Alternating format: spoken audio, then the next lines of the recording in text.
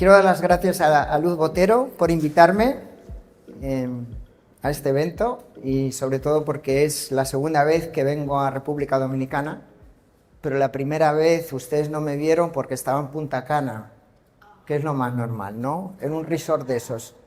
El agua maravillosa, me lo pasé muy bien. Bueno, me encanta que estéis aquí, creo que va a ser muy útil para vosotros. A mí me hubiera gustado que hace tiempo alguien me hubiera ofrecido una charla así. ¿Por qué? Porque, bueno, primero, nunca tuve mucho interés en el coleccionismo. Siempre consideraba que era algo que no tenía nada que ver conmigo. Es decir, cuando uno hace de crítico de arte, historiador, comisario, pues siempre tiene esa idea de que el coleccionismo no es el campo con el que tiene que ver, que es más el campo comercial, que uno está haciendo cosas como más serias o diferentes o más intelectuales. Pero después con el tiempo, después de 15 años de trabajar de curador, me fui dando cuenta que lo que hacía eso de la pared blanca, que ya era un fracaso, no me llevaba a ningún lado. Y entonces me tocó un poco empezar a estudiar las museologías y los diseños museológicos de, bueno, pues no solo los museos clásicos como el Louvre, el Prado, sino también de los museos modernos, contemporáneos, entre 1870 y 1950.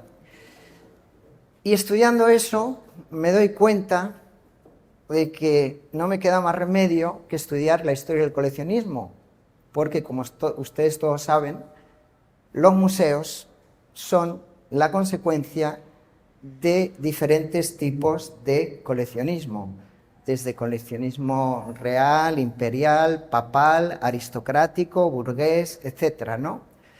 Entonces, algunos museos son públicos, otros son privados, públicos, otros empiezan privados y acaban siendo públicos, etc. Y al final me puse a estudiar libros diligentemente y la verdad es que era una cosa espantosa. Yo pienso que uno de los errores que hay en la universidad hoy día es que no se le enseña a la gente a escribir. Entonces, hay montones de libros de coleccionismo, pero son tan aburridos y son datos, nombres, eso. Y al final, yo tengo una manía que es que a mí me gusta saber si hay una estructura subyacente, si nosotros progresamos de un sitio y vamos a otro, ¿no? Entonces, básicamente, después de leerme un montón de libros de coleccionismo y montones de artículos, pues estuve buscando esa estructura subyacente. Y eso es lo que voy a compartir con vosotros. Entonces lo que quiero explicar son como casi 3.000 años de coleccionismo de una manera sencilla a través de 6 tipos de coleccionistas.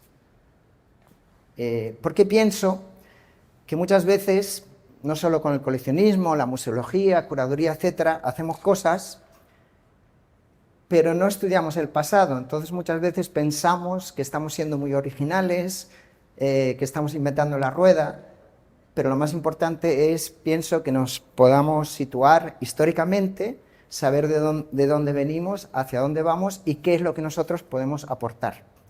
Dicho en palabras del coleccionista, he asistido a muchas conferencias donde hablan coleccionistas, donde hablan directores de museos, pero son cosas como siempre muy abstractas. Es decir, bueno, yo en mi cuarto de baño tengo un Damien Hirst, en el salón tengo pues un Julie Meretu, o el director del MoMA viene y me habla de las compras del MoMA. Digo yo, bueno, dame un poquito más de información, ¿por qué coleccionáis así? ¿Cuáles son las estrategias curatoriales que tiene un museo? O el coleccionista, ¿por qué colecciona precisamente eso y no otra cosa, ¿no? Entonces muchas veces pienso que falta un poco ese conocimiento y espero que hoy os abra el apetito con la propuesta de de las 6 tipologías que yo propongo después de haber estudiado el tema. Y vamos a ver si me funciona. El título, Breve historia del coleccionismo en Occidente, 2678 años de saqueadores, filántropos, mecenas, enciclopedistas, aficionados y cosmopolitas. Esas son las 6 tipologías que he desarrollado y que en cada momento era el coleccionista modelo. Voy a desarrollar la intervención de la siguiente manera. Hay una primera parte donde vamos a hablar de la reputación del coleccionista, una cosa fascinante, como veréis. Después voy a hablar de las tipologías que he desarrollado. En la segunda parte voy a hablar de estrategias curatoriales o cómo curar una colección, las 8 estrategias que yo pienso que existen. Y en la tercera parte vamos a hablar un poco de bibliografía, voy a recomendar algunos libros. Lo siento mucho, pero en castellano no hay nada, en castellano no hay ni libros de coleccionismo, ni libros sobre el mercado del arte, ni libros sobre museología, es un auténtico desastre. Pero bueno, yo os voy a dar 2 o 3 en inglés y os animo a que los leáis. Bueno, aquí rápidamente un poco para que veáis quién soy, pues tengo un doctorado, he trabajado de curador, la semana que viene comisario la exposición número 98, no está mal. También diseño exposiciones, soy teórico de arte y hay algunos de los libros que he publicado sobre las ferias de arte. El último libro va sobre el kitsch. Y bueno, ahí hay algunas de las personas que he entrevistado. Prácticamente llevo escribiendo desde finales de los 90 y prácticamente las personas más importantes del mundo del arte pues las he entrevistado, desde Owen Wessel, el fallecido Owen Wessel, Glenn Lowry, director del MoMA, Francesca Thyssen, Shirin Eshat, Bill Viola, etcétera, etcétera, etcétera. Y bueno, también he impartido un curso precisamente sobre ferias.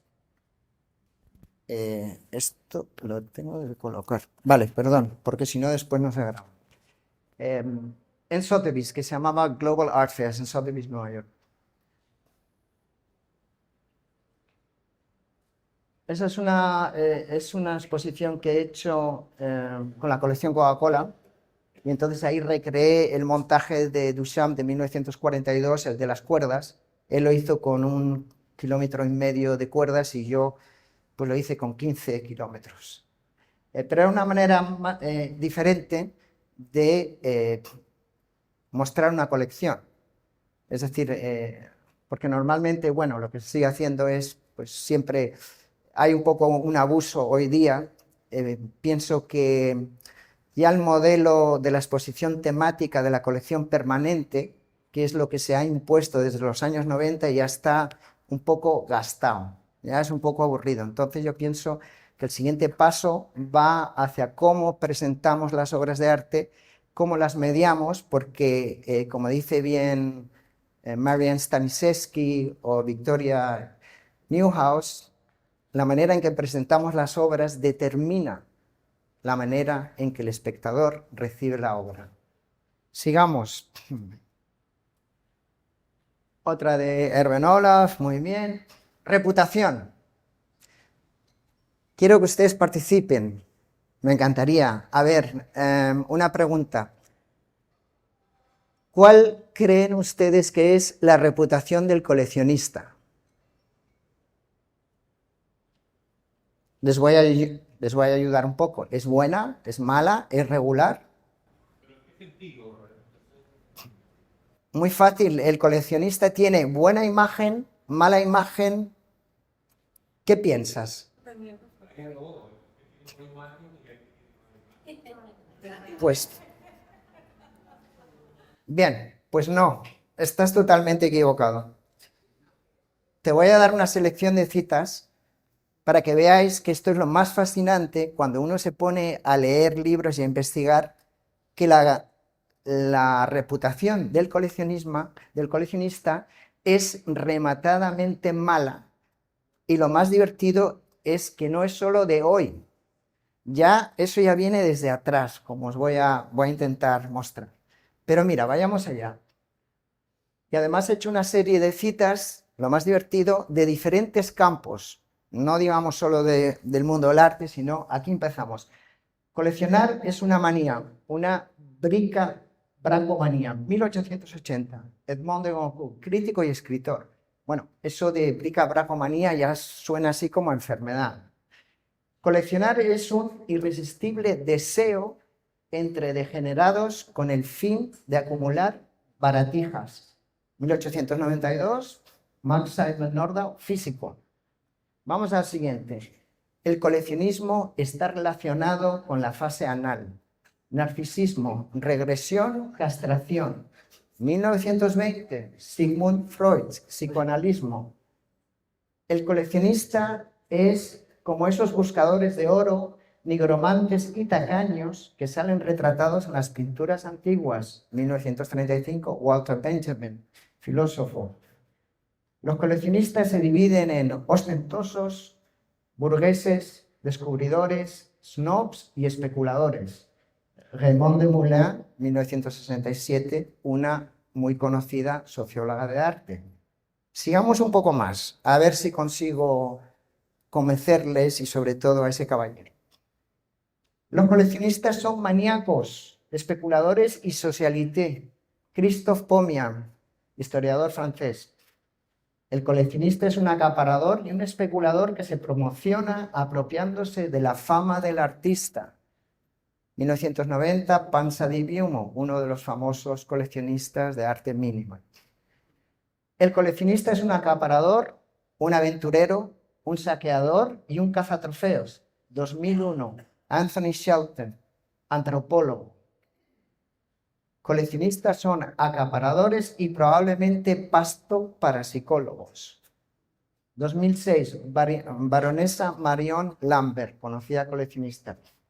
Yo compro arte solo para lucirme, dice Charles Saatchi, conocido Urbi et Orbi. Bueno, ¿estáis de acuerdo conmigo? No he tenido que buscar mucho esas citas. Es decir, se encuentran en todos los ámbitos, que es lo más fascinante. Porque si dijéramos, no, es solo en el mundo del arte, porque igual los historiadores de arte o los filósofos les tienen manía o lo que sea. No, es que en todos los sectores de la vida, como hemos visto, la opinión del coleccionista es rematadamente mala. Y entonces yo me preguntaba, ¿pero por qué si al final las obras muchas veces van a parar al ámbito público, ¿no? En Estados Unidos donan las obras, se las quedan y después pasan a los museos. O incluso si es un coleccionista que tiene su propia fundación, pues pone las obras a disposición del público, ¿no? Esta es una coleccionista muy interesante, una de las más importantes, en los años 60, 70, Emily Holt Tremaine. Y esto es lo que ella opina, que me parece interesante, ¿no? Un coleccionista tiene 3 motivos para coleccionar: la promesa social, las posibilidades de inversión y un genuino amor por el arte. Nunca he conocido a un coleccionista que no se interesara por los 3. Me parece que es una interpretación como mucho más neutra, menos moralista, psicologizante o sociologizante, que eran las otras, ¿no? Bueno.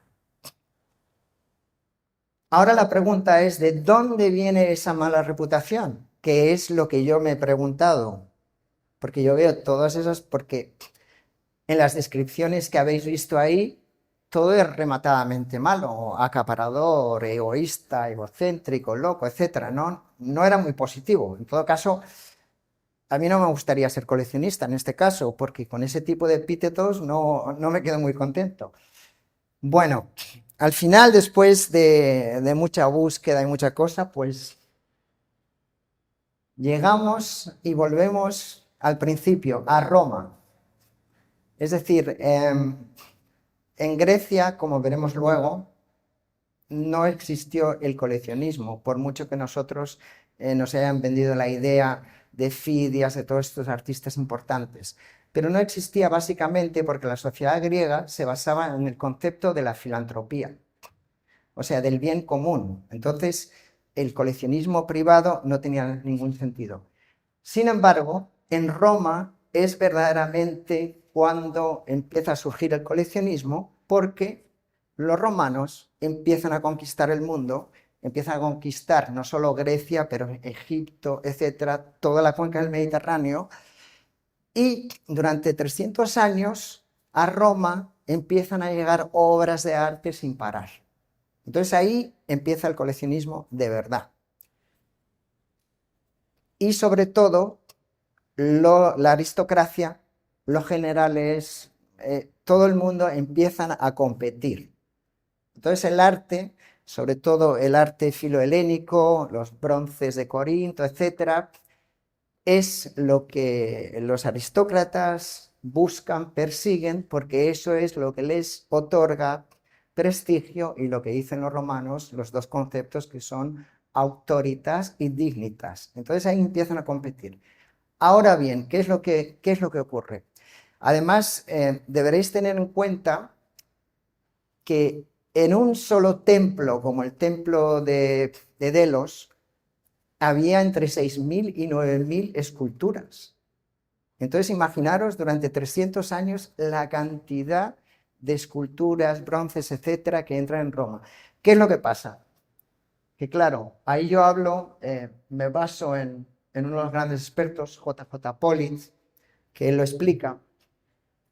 Él dice que en ese momento que empiezan a entrar todos estos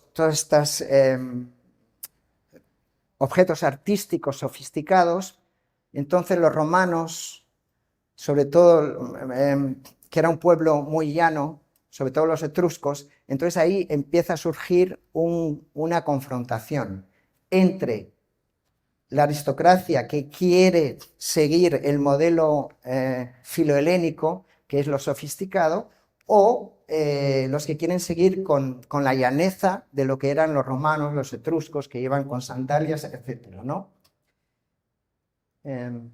Entonces, por eso, Catón y muchos escritores verdaderamente empezaron a escribir en contra de esa idea de coleccionar, en contra de la idea de ostentación. Y sobre todo también Cicerón escribió Las Berrinas, que hablaba de Cayo Verres, que era pues el ejemplo peor que te podías imaginar. Cayo Verres era un cónsul en Sicilia y él se dedicaba a saquear las viviendas privadas, las residencias, las iglesias, los cementerios. Su pasión coleccionista era inabordable. Y también, por ejemplo, el Satíricon de Petronio, tengo aquí una pequeña cita, y si acaso esto es Trimalción, es el ejemplo de un parvenu, de un nuevo rico. Entonces, y si acaso quisieras saber por qué habla él en una de las cenas, ¿no? Y si acaso quisiera saber por qué soy el único en tener corintios auténticos, los bronces de Corintio, he aquí la razón. El broncista a quien se los compro se llama Corinto. Ahora bien, no se llama Corintio lo que tiene Corinto, pero no creas que soy un imbécil, pues conozco muy bien el origen de los bronces de Corinto. Entonces, eso que está diciendo es una tontería más grande que una catedral, ¿no? Plinio el Viejo, Catón, surge toda una serie de historiadores, de críticos, de escritores que se posicionan muy fuertemente en contra de esta nueva manía o de esta nueva moda de coleccionar. Y eso no desaparece, es más, después en el Renacimiento, en el Barroco, etcétera, continúa, porque en el Renacimiento y en el Barroco es cuando nuevamente se empieza a tener el interés por la antigüedad griega, y tenéis que pensar que Roma era como una excavación constante. Los papas empiezan a competir, hacen encargos para robar obras de arte, etc. Es una locura. Y entonces ahí y aparte que lo que suele ocurrir es que muchos de estos anticuarios o marchantes son coleccionistas, pero después también son marchantes. Entonces siempre, esto es lo que me fascina, es que, y también explica un poco esa mala imagen, porque claro, cuando un galerista vende, es una cosa a tres bandas. Hay un artista, hay un galerista y hay un coleccionista. Y en esa operación a tres bandas siempre alguno acaba descontento, ¿no? Pero bueno, desde entonces, desde Roma, se sigue en el Renacimiento, Barroco, esas ideas negativas se siguen continuando hasta la actualidad. Entonces, esa mala reputación me sorprendió. Yo quise, porque todavía libros que están saliendo hoy día o acaban de salir hace un año siguen con esas malas definiciones. Es absolutamente fascinante. Entonces yo pensé que quiero hacer un tipo de definiciones diferentes, pero que no sean moralistas, porque yo considero que los coleccionistas simplemente son un reflejo de la sociedad. Si los coleccionistas son egoístas o competidores o lo que sea, es porque la sociedad es así, porque nosotros también somos así. Entonces, no tenía ningún interés en seguir aportando una serie de categorías que seguían con más de lo mismo, ¿no? Entonces, la tipología que he desarrollado consta de 6 tipos que son de orden neutro, cronotópico, es decir, que cuando ves la tipología sabes localizar al coleccionista en el espacio y tiempo donde corresponde.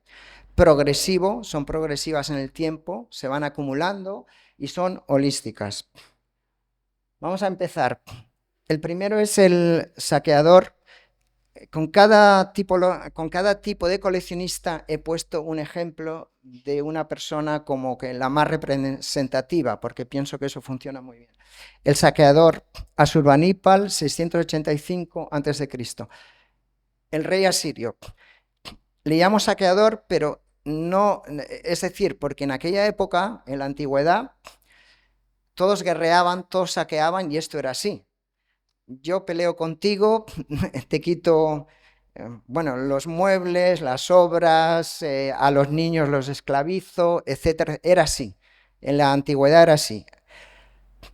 Asurbanipal es uno de los personajes más interesantes porque él es el conocido como Rey León.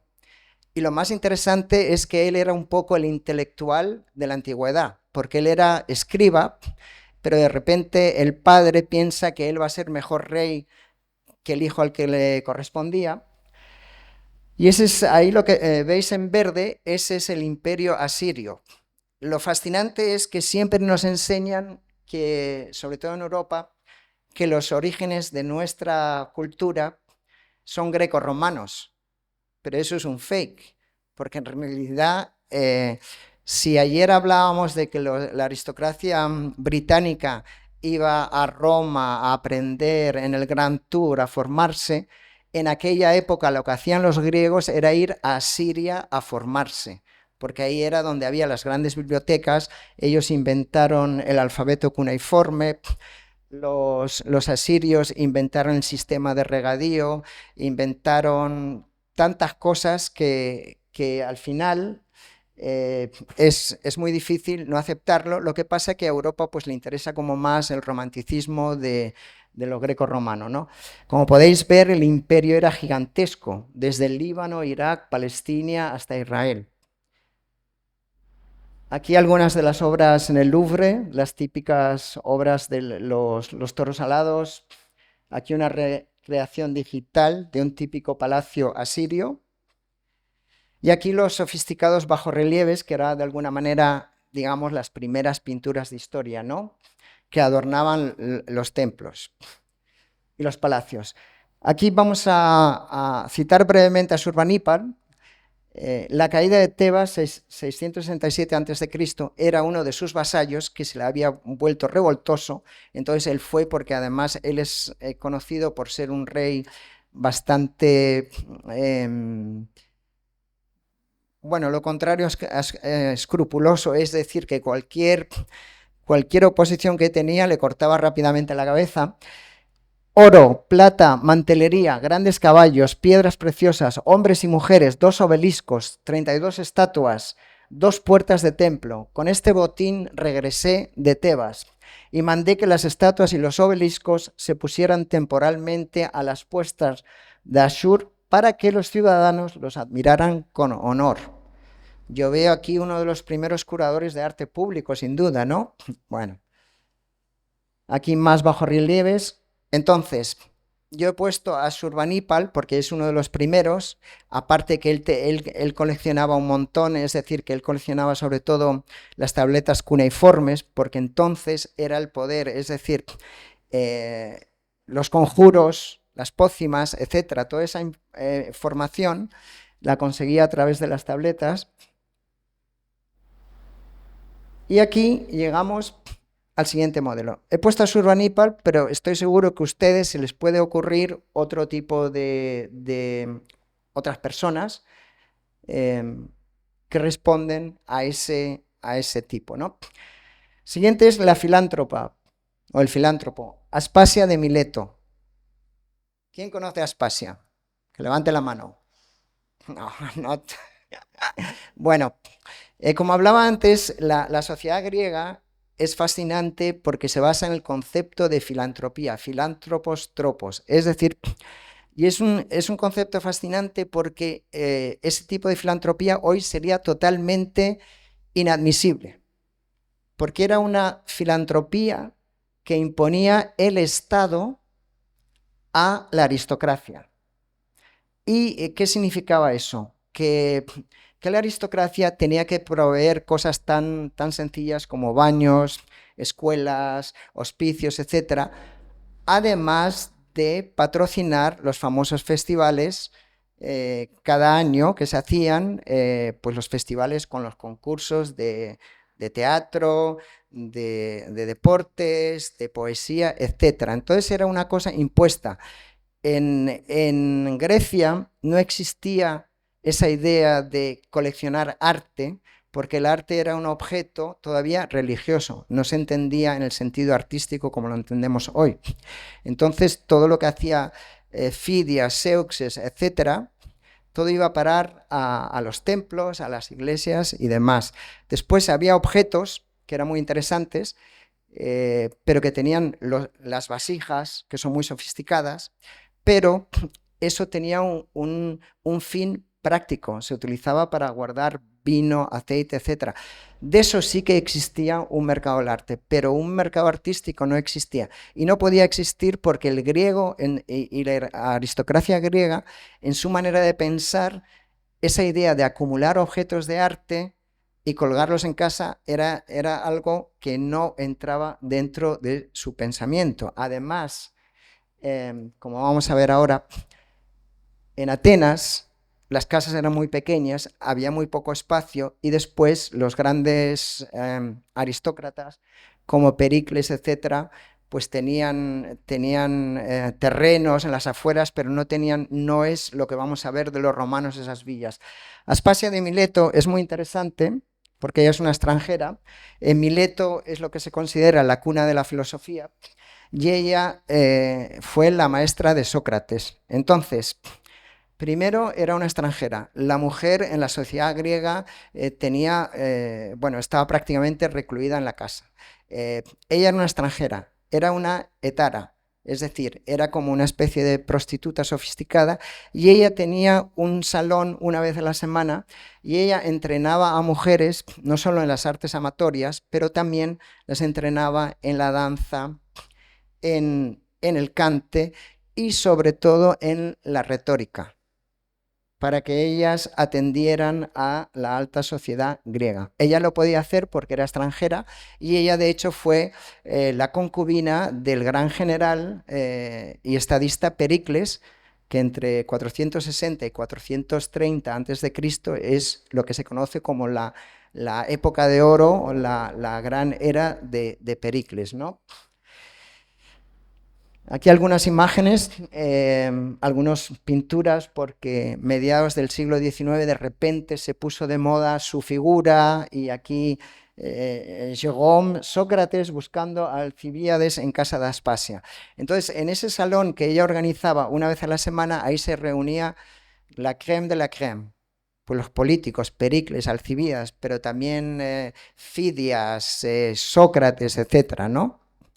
Y ella representa un poco lo que es el movimiento feminista en Grecia.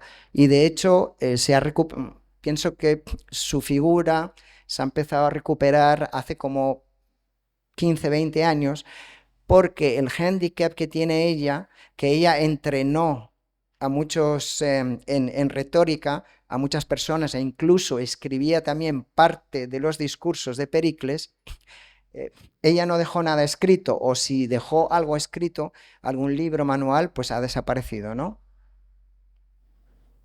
Decía que también nosotros tenemos las musas, que con eso se refería Aspasia a que la mujer también tenía capacidad para pensar y ser creativa. Y aquí es una casa típica griega, ahí no había obras de arte, a veces lo que había era como un pequeño mural, porque la sociedad griega pues era el concepto colectivo, ¿no? Y de ahí pasamos a el mecenas, Cayo Cilnio Mecenas, pobre señor, todo el mundo utiliza su nombre y nadie lo conoce, todo el mundo se ha olvidado de él. Él era como una especie de ministro de Cultura, él era mecenas, patrocinador de Virgilio y Horacio, él ha escrito libros y el concepto de mecenas viene de él, de ahí, ¿no? Él además tenía una residencia en la colina a las afueras de Roma, con unos jardines que se llamaban los jardines Meceliani, ahí algunos de los cuadros, y ahí él siempre organizaba como fiestas y además los jardines tenían bibliotecas, esculturas, bronces, etc. Y lo más interesante es que se dice que desde ahí es donde Nerón disfrutó, vio arder la Roma que él mismo había encendido, ¿no? Aquí veis algunas de las casas, porque aquí en Roma sí que empieza esa pasión por el coleccionismo. Si yo os digo que me nombréis algunos artistas griegos, estoy seguro que sois capaz. Ahora, si yo os digo que me nombréis algún coleccionista griego, sé que no vais a ser capaz. En Roma ocurre lo contrario. Si yo os pido que me deis algún artista romano, sé que no vais a ser capaz. Pero si os pido que me digáis algún coleccionista, pues muy fácil, porque prácticamente Nerón, Julio César, todo el mundo coleccionaba. Porque coleccionar se pone de moda y se convierte en una competición, ¿no? Y las casas allí en la antigua Roma, o sea, el programa era absolutamente impresionante y de hecho creo que hoy en el siglo XX no llegamos a esa altura. Cada espacio de la casa, de la villa romana, del domus, en la ciudad de la residencia, tenía sus propias obras de arte, sus propios objetos, el pórtico, la biblioteca, el triclinio, etc. Una cosa absolutamente fascinante. Estas son algunas imágenes de una villa aristocrática en Tívoli. Como podéis ver ahí, la librería, etc. La Villa Adriana en Tívoli, parece un museo al aire libre. ¿Y esto qué es? ¿Dónde estamos? ¿Alguien me ayuda? Help. Es igual que lo de antes, ¿no? Más o menos el mismo estilo. Esto es una copia exacta, esto es la Getty Foundation en Malibú. Han copiado los edificios de la Roma. Tal cual. Vamos al siguiente tipo, la enciclopedista. Isabela d'Este, la marquesa de Mantua. Bueno, con la llegada del Renacimiento y el Barroco, empieza a existir nuevamente no solo el interés por la antigüedad griega, sino el interés por coleccionar el mundo. Entonces, se llama enciclopedista porque las personas empiezan a coleccionar no solo obras de arte, sino todo tipo de objetos.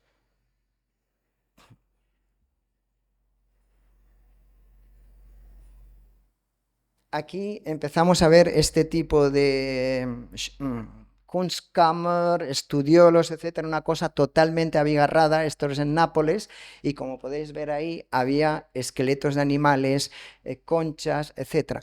¿Qué es lo que pasa? El mundo se empieza a abrir. Asia, Latinoamérica, etcétera. El europeo se empieza a enfrentar con cocodrilos, con cosas absolutamente para ellos aberrantes en su mundo, y entonces lo que quieren es recrear ese mundo ancho y ajeno en su propio espacio, para controlarlo de alguna manera, ¿no? Perdón, ese era otro también de los primeros así museos, el Bornean Copenhague. Ahí podéis ver que hay desde objetos de guerra, conchas, piedras, esqueletos, de todo. Entonces es ese tipo de coleccionismo abigarrado. Y ahí en el Kunsthistorisches Museum. Isabella d'Este es una persona fascinante. La llamaban la prima donna di Rinascimento, la prima donna del Renacimiento. Ella era un icono de la moda. Ahí a la izquierda vemos un retrato de ella, de Leonardo da Vinci, que está en Louvre, y a la derecha uno de Tiziano, en el Kunstmuseum. De ella sabemos prácticamente casi todo. ¿Por qué? Porque existen más o menos 28.000 cartas que ella ha escrito, porque ella estaba casada con Francesco Gonzaga, que era un condottieri, era un señor de la guerra. Entonces su marido siempre estaba fuera guerreando, y prácticamente todos los días escribían 2 o 3 cartas. Entonces eso era muy interesante, porque ahí Mantegna, ella no es menos conocida que Cosme de Medici, los Sforza y tal. Tenía menos dinero, pero a cambio ella con el poco presupuesto que tenía, sí que era capaz de conseguir que los grandes artistas pues le hicieran sus retratos, porque para ella, al su marido estar ausente, para ella era muy importante proyectar una imagen que fuera como viril. Y esa imagen la conseguía a través de todos esos retratos, ¿no? Lorenzo Costa, mira. Isabella d'Este es el perfecto ejemplo del coleccionista enciclopédico típico del Renacimiento y el Barroco, cuya curiosidad no tiene límites. Y su caso particular es fascinante, dado que se adentra en una esfera principalmente masculina, viéndose obligada a concebir estrategias en el campo del arte, la literatura, la música y la sociedad, dirigidas a proyectar una imagen viril como de consorte virtuosa. Era una persona inteligente que hablaba latín y griego, que tocaba instrumentos de música, que organizaba recepciones lecturas de poesía. Y aquí os enseño uno de los estudiolos, que es en esta época cuando empieza a surgir este tipo de galerías de pinturas que están, o sea, tapizadas de arriba abajo. Este es el de Francesco de Medici. Y aquí veis 2 cosas. A la izquierda es la grota de Isabella d'Este. La grota era donde tenía todos esos objetos, y eso era como más personal. El estudiolo a la derecha, que está tapizado con algunas de las pinturas que hemos visto, de Mantegna, etc. Entonces ahí era un espacio más público, y era donde hacía recepciones, lecturas de poesía, de música, etc., ¿no? Y aquí os voy a enseñar algunos de los objetos que ella coleccionaba. Pues como podéis ver, es todo muy ecléctico, ¿no? Desde monedas, mapas, cerámicas, esculturas, etc. Este es el modelo de coleccionista que se da en el Renacimiento y el Barroco. Es así.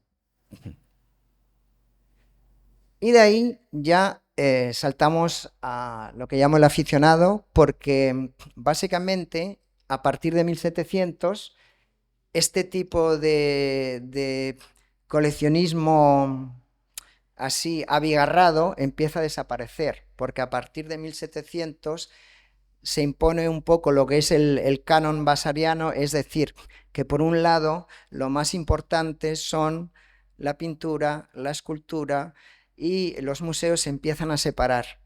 Por un lado va el museo, que es de artes plásticas, y por otro lado todos esos objetos, esas natural y artificial y todo eso, van a otro tipo de museo, que es el museo, pues el antropológico, ciencias naturales, etc.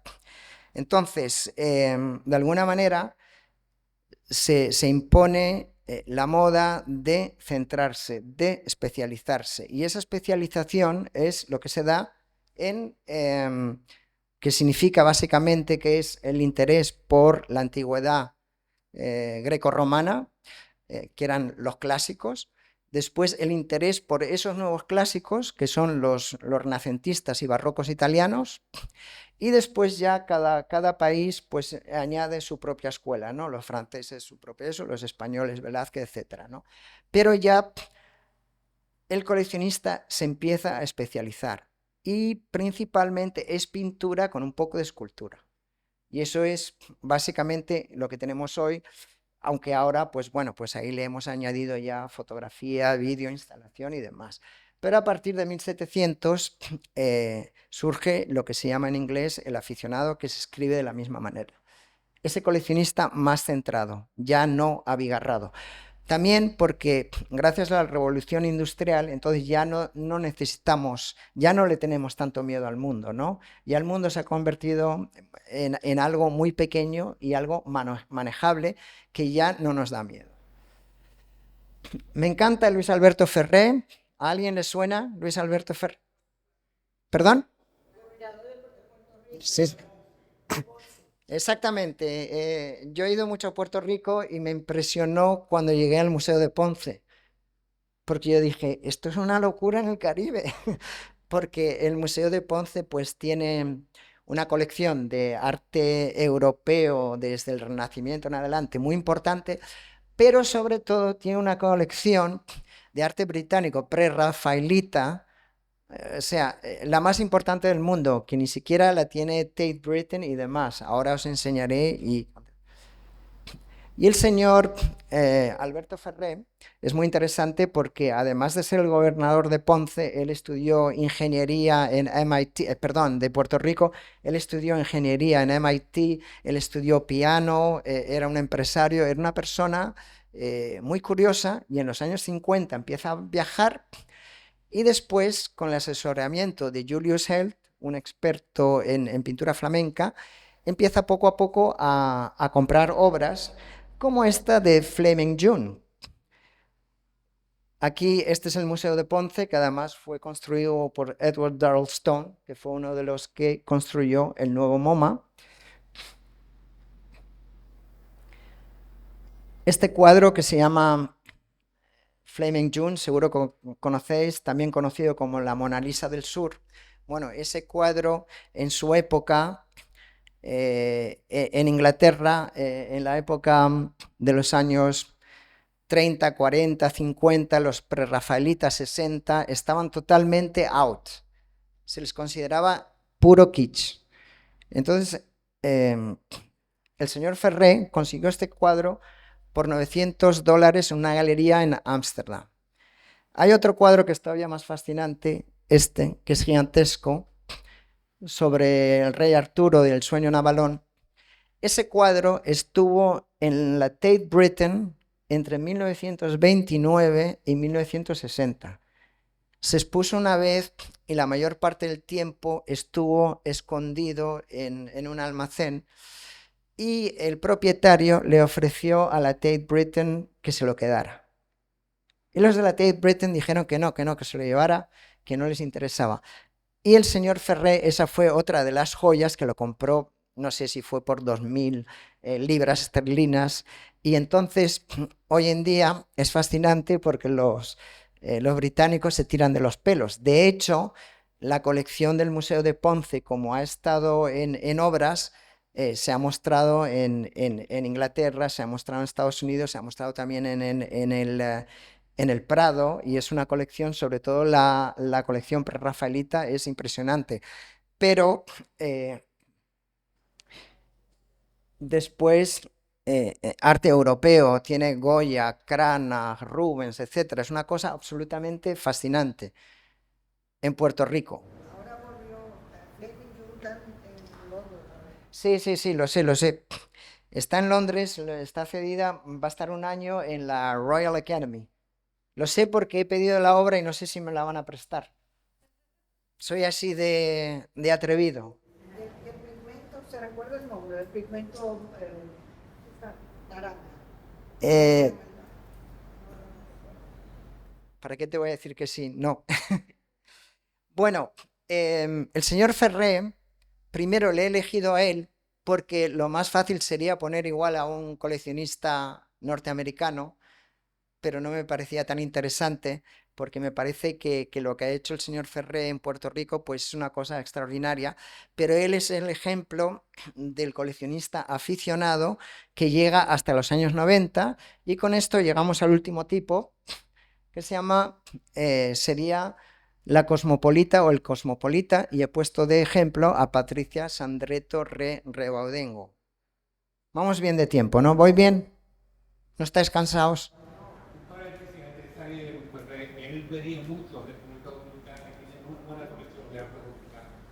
Sí, puede ser, sí.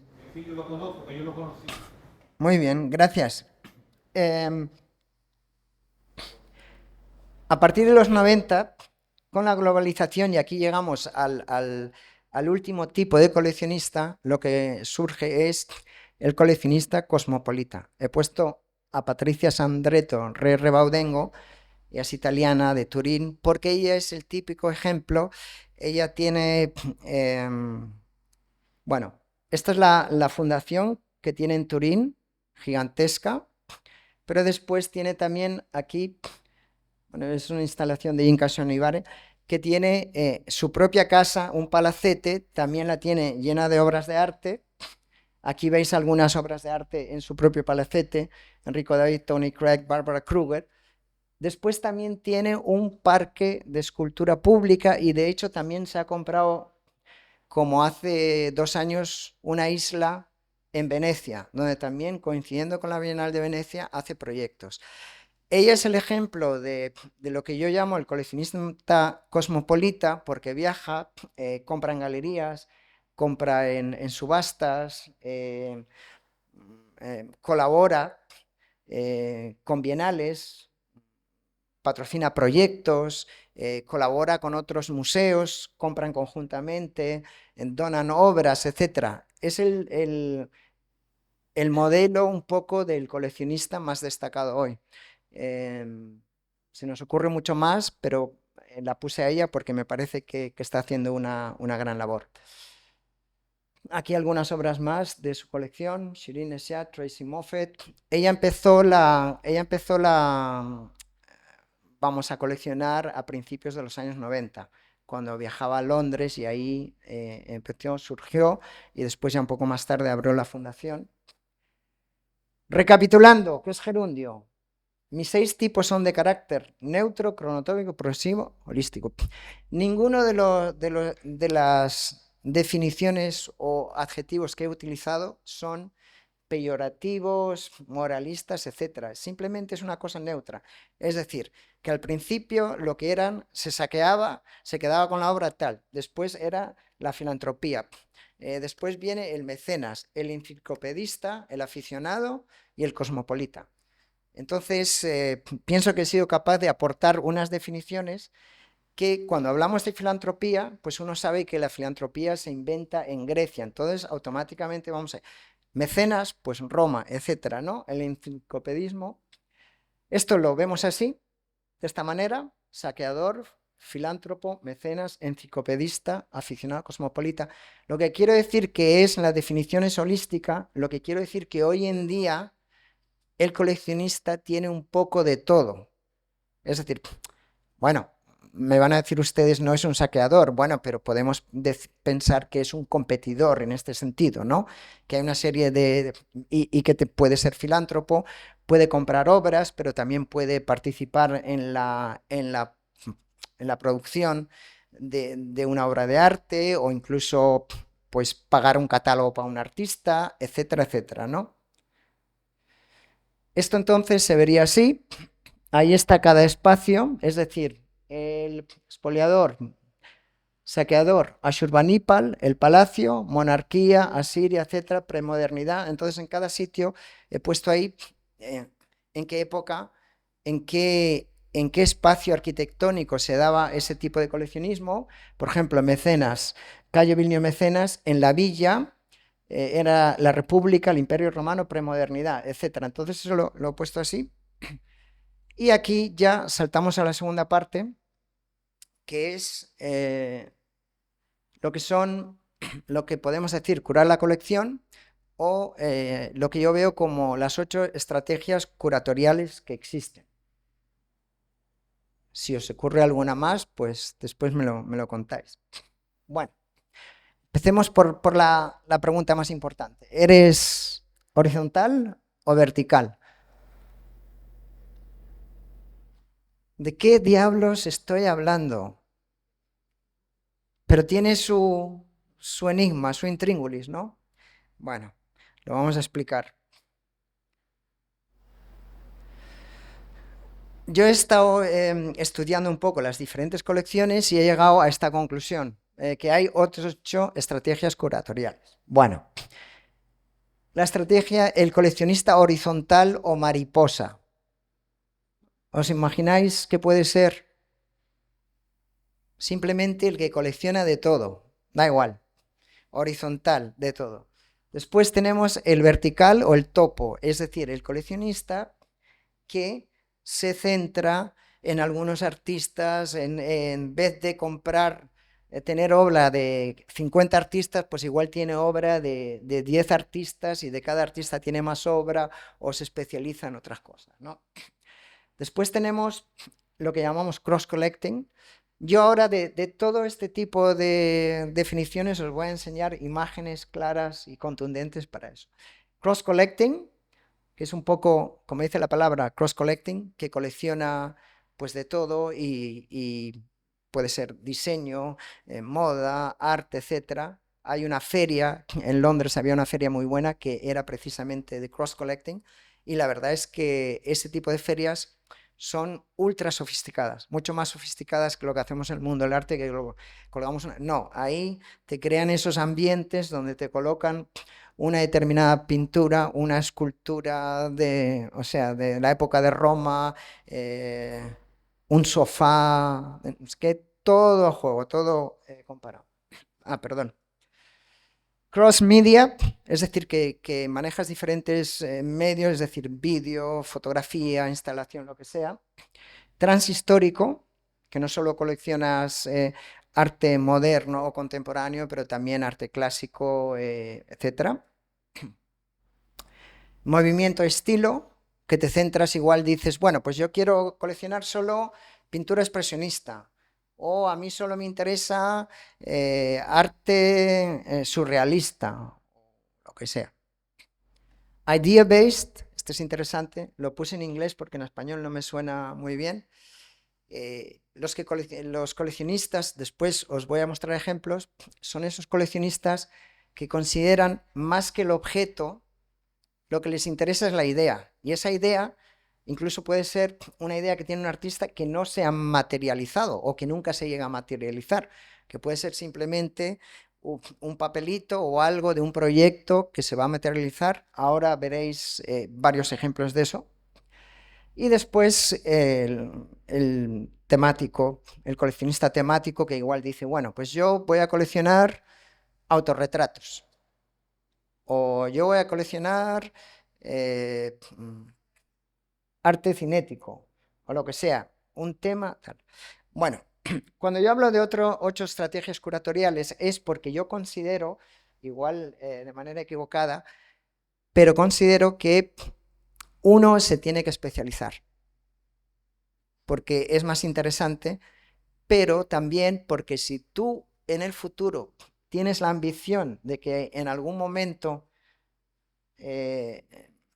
quieres mostrar tu colección, si tú te especializas en algo, vas a tener más posibilidad que si es una colección horizontal muy abierta. Si no eres Rubel o alguno de esos, o Saatchi, que tienen miles de obras, pues normalmente un museo no va a exponer tu colección porque no tiene el mismo interés. Entonces, para generar ese interés es mucho más fácil que te especialices en una cosa en concreto, que lo trabajes a profundidad, y ahí pienso que vas a generar más oportunidades de poder exponer tu exposición o tu colección, si eso es lo que quieres. Porque al fin y al cabo, si tú expones tu colección, le das visibilidad, bueno, pues igual eso aumenta, tienes un catálogo, lo que sea. Especialización. Good. ¿Ves? Ya se cansó de mí. Pero estamos llegando, ¿eh? Ahora voy a ir.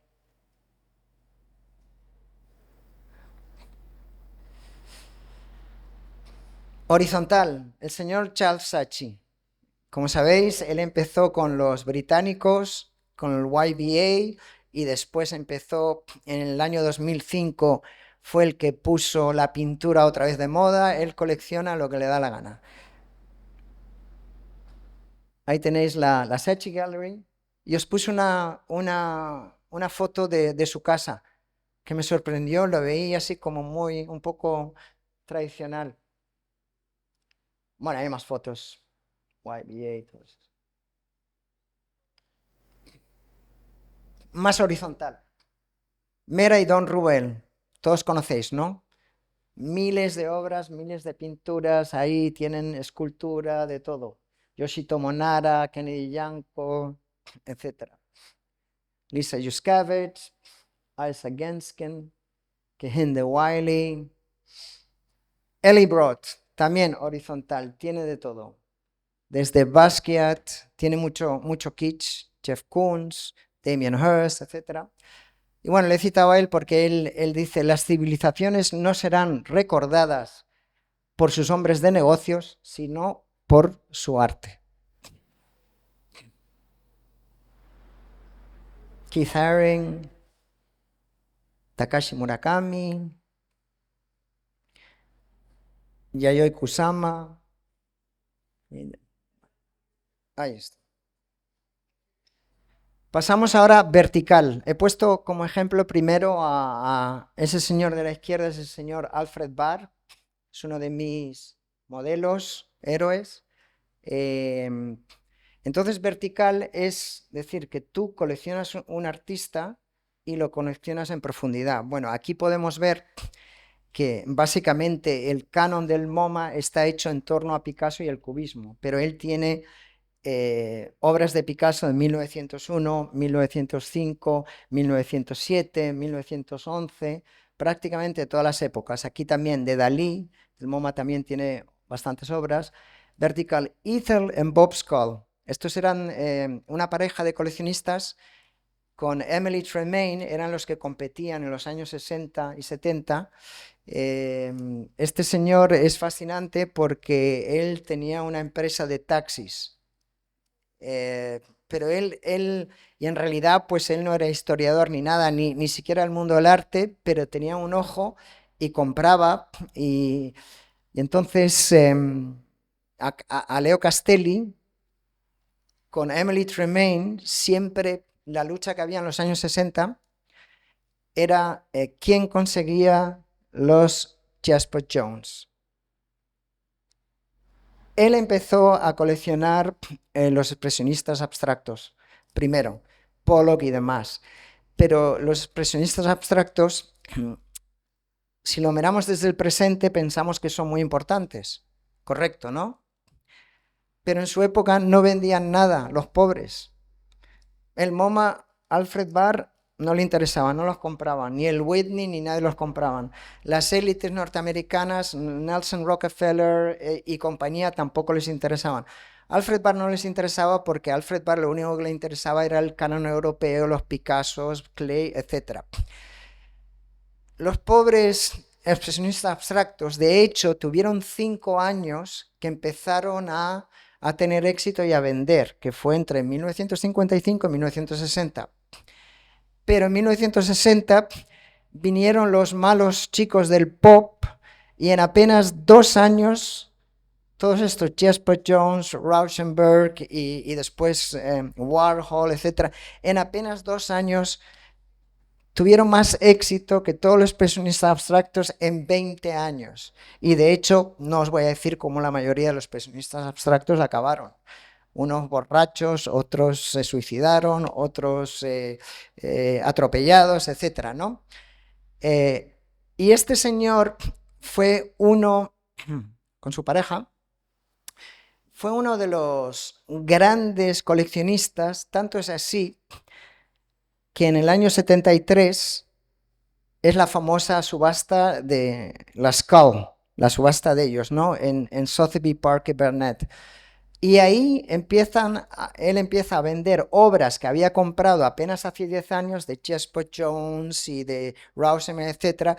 Pero hay obras que alcanzan 10 y 15 veces más de lo que él había pagado. Y a partir de ahí se entiende que en el año 1973, que con esta subasta, la Skull, que ahí ya verdaderamente hay un antes y un después en el mercado del arte. Que entonces ya se considera que el mercado del arte puede ser un gran negocio. Porque ya no solo era Jasper Jones, pero también era, Warhol, etc. Prácticamente todos los artistas que había comprado se habían disparado y entonces ahí es cuando ya se empieza a hablar verdaderamente de un mercado del arte y empiezan a entrar muchos inversionistas y coleccionistas al mercado del arte. Más. Es decir, él es vertical porque él sobre todo primero se centró en los expresionistas abstractos, pero después se centró sobre todo en arte pop. Jasper Jones, ahí también, Warhol, etc. Ernst Beyeler, el famoso Ernst Beyeler también. Él tenía de todo, pero había determinados artistas que él coleccionaba en profundidad, y entre ellos el gran Picasso, de diferentes épocas, Paul Klee, etc., ¿no? Esta es una exposición que hubo en la Beyeler. Vamos aquí al cross-collecting. Este es Axel Vervoort, es uno de los grandes promotores de lo que es el cross-collecting, de lo que hablábamos antes, y aquí lo veis. Pues ahí hay una obra contemporánea con una obra de la grecorromana. Ese es este tipo de maridaje, podríamos decir, sofisticado. Aquí también, pues ahí desde el mobiliario, la escultura. Aquí otro ejemplo, Jeffrey Diner también, de Washington, que también se dedica al cross-collecting, como podéis ver. Hay Banksy a la derecha. Y esto era el booth de Halsey Worth en la Masterpiece Fair de Londres, que era la especializada en este tipo yo diría, cuartos de ambiente, cuartos de época. Y aquí os enseño lo de Jacques Doucet. Jacques Doucet era un modista francés famoso, que él tenía un hotel, y él también se dedicaba ya a este tipo de cross-collecting, porque ahí tenéis pintura, mira, ahí lo he puesto, Rousseau, Picasso, Modigliani, después el couch de Marcel, las puertas de cristal de Lalique, etcétera, etcétera. Jacques Doucet es una persona fascinante porque era un modisto, pero ahí veis en el centro la foto en blanco y negro, ese es las señoritas de Aviñón. Este señor fue el que se atrevió, porque eso es lo único que se puede usar, atrevió a comprar las señoritas de Aviñón, porque las señoritas de Aviñón fue pintado en 1907, nadie quería saber nada del cuadro y Picasso lo cogió, lo enrolló y lo tiró en una esquina. En el año 1921 tenemos a André Breton, que era asesor de Jacques Doucet en temas de bibliografía y también arte, que le insiste que debe comprar Las señoritas de Aviñón porque es uno de los grandes cuadros de la historia del arte.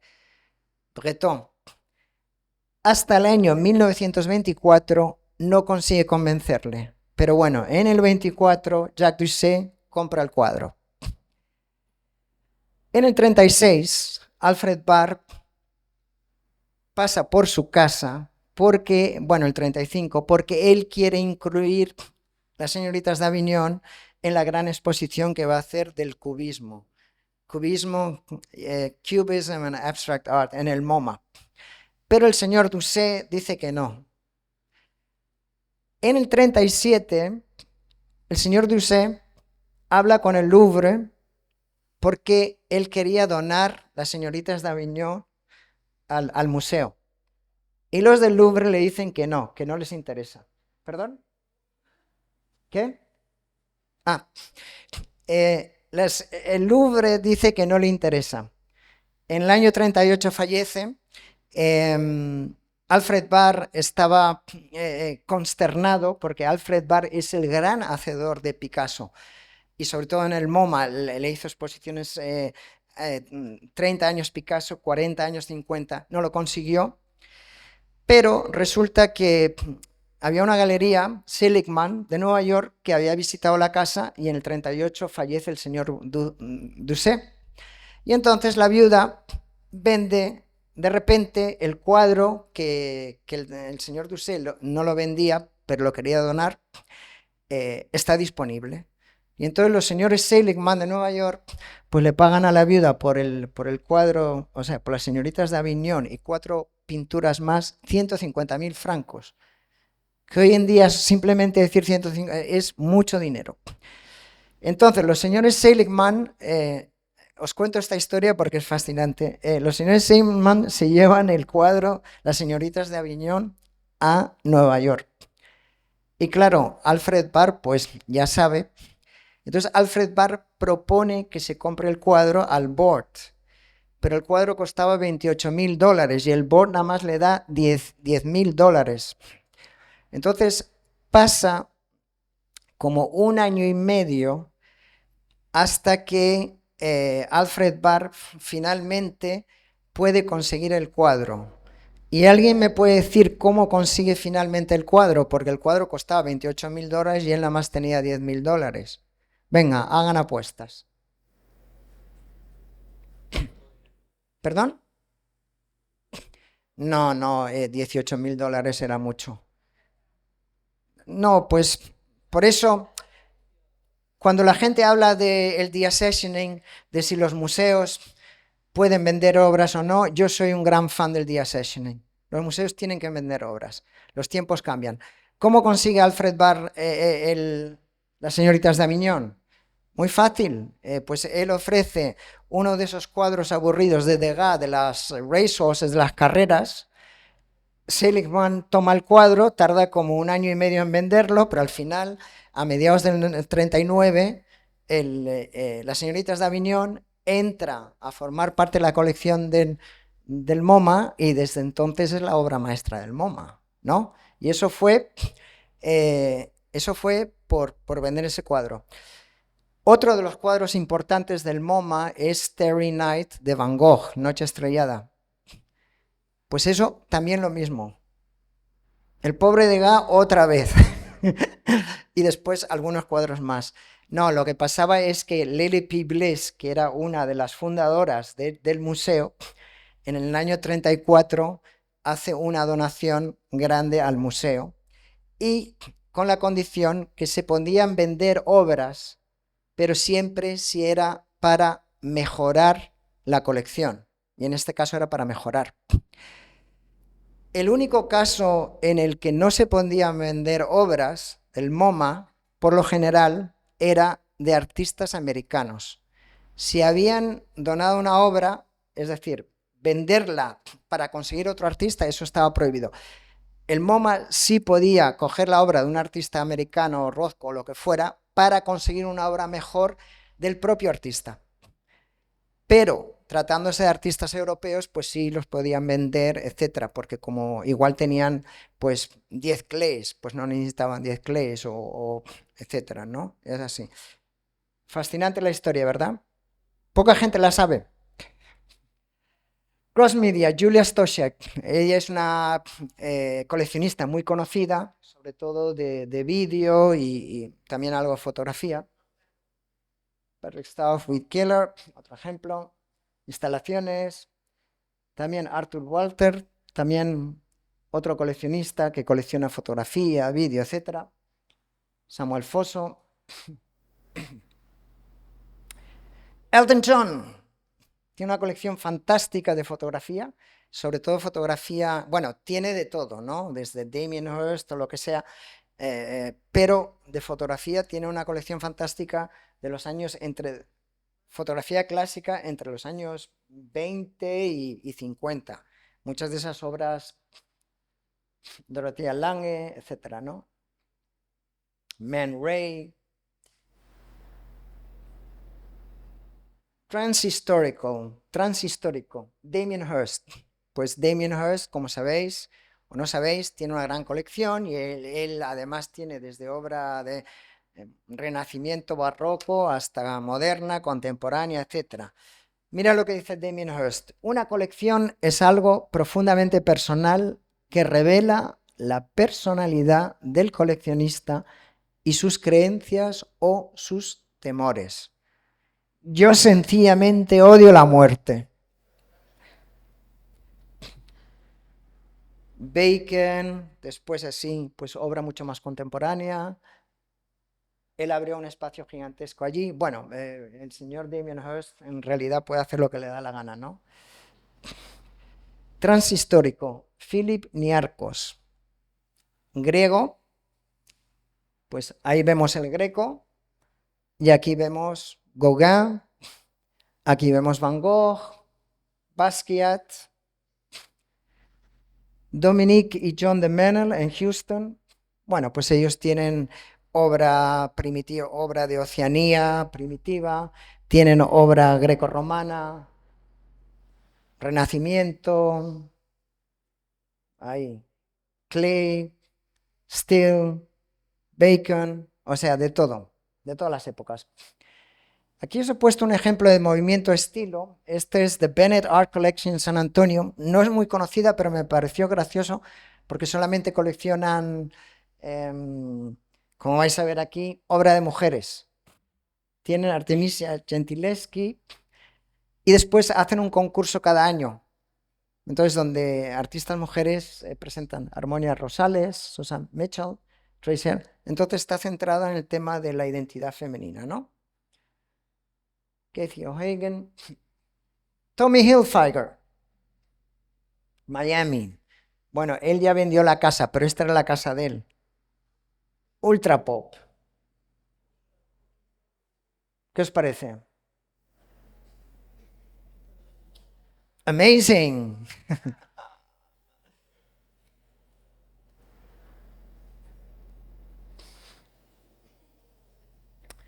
Estos son dos coleccionistas de Australia que coleccionan como arte surrealista.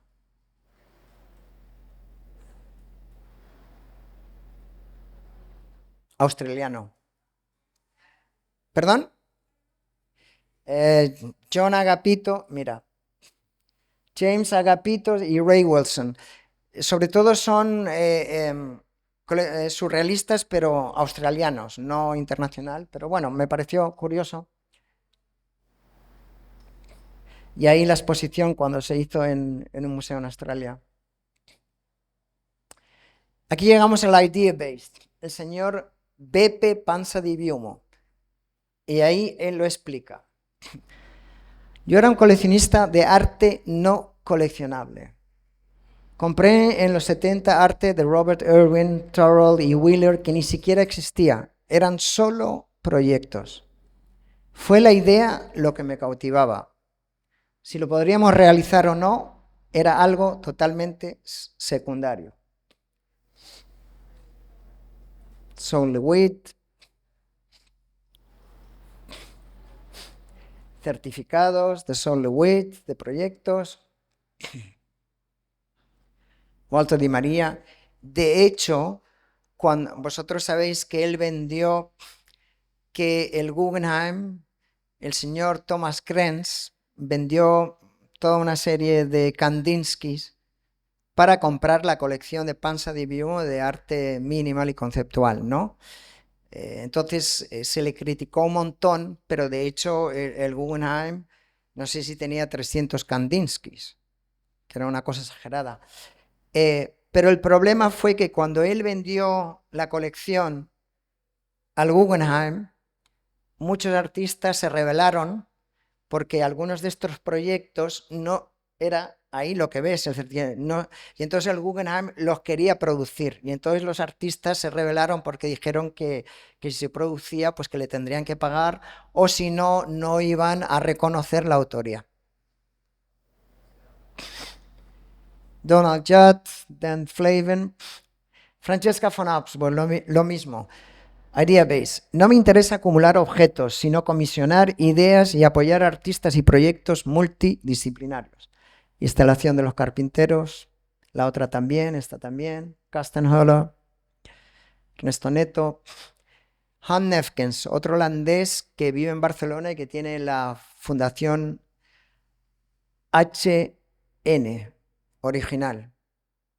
Es decir, hasta artistas muy conocidos son incapaces a veces de financiar la producción de obra nueva. Así que al trabajar de esta manera uno no empieza con la obra, sino con el artista y su idea, o incluso antes de que la propia idea surja. ¿A quién le interesa la propiedad cuando uno no va a poder llevarse las cosas a la tumba? Son 3 ejemplos de Idea Base que me parece interesante, porque no es ya solo acumular objetos, sino es facilitar la realización de ciertos proyectos, ¿no? Aquí ejemplos de cosas que Hans Nefkens ha financiado. Town Nguyen Phan, Pipilotti y Rees, etc. Y finalmente sería un poco lo temático, ¿no? Os he puesto a George Michael, que estoy seguro que os gusta. Es curiosa la colección que tenía porque estaba todo como muy centrado en identidad, sexo, sexualidad, etc., ¿no? Chapman Brothers, Tracy Emin, etc. Damien Hirst, Gilbert y George, Michael Craig Martin, Steve Cohen. Bueno, Steve Cohen tiene de todo, pero da la casualidad, este es uno de los grandes financieros o raiders, pero él tiene, es una cosa curiosa que le ha dado por coleccionar también retratos de mujeres. Aquí tiene una obra de Willem de Kooning, Edvard Munch, Van Gogh, etc. Un coleccionista de Manila, de Filipinas, que se llama José Roberto, que le llaman Robbie Antonio, y él también tiene una cosa como muy temática, y la temática es él mismo. Y prácticamente todos los artistas le han pintado, es decir, que me parece genial. David Self, Michael Craig Martin, Julian Schnabel, Damien Hirst, David LaChapelle y otro más que no sé quién es. Takashi Murakami, San Juan, prácticamente todos los artistas importantes le han retratado. Llegamos ahí. 1 hora y media, hablo demasiado, ¿verdad? Vamos ya al final. ¿Cómo hemos de imaginarnos el flujo curatorial de una colección? ¿Qué tal? Suena bien, ¿no? Me he esforzado en buscar una imagen bonita, espero que lo aprecien.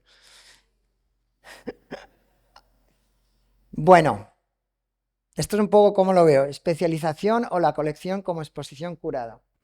Especialización, la especialización te facilita un posicionamiento, el posicionamiento te abre posibilidades de exposición, Las posibilidades de exposición te dan visibilidad y la visibilidad te da, como diría Bourdieu, capital social. ¿Cómo lo veis? Marcos, ¿lo ves bien? Excelente, vale. Aquí llegamos a la parte más fascinante, un poco de bibliografía. Bueno, el libro de la izquierda de Joseph Alsop es un libro que repasa toda la historia del coleccionismo, pero me encanta porque él no es un historiador de arte. Él escribía de política, era periodista, pero está súper bien escrito. Porque si lo hubiera escrito un historiador de arte, pues sería una cosa aburridísima.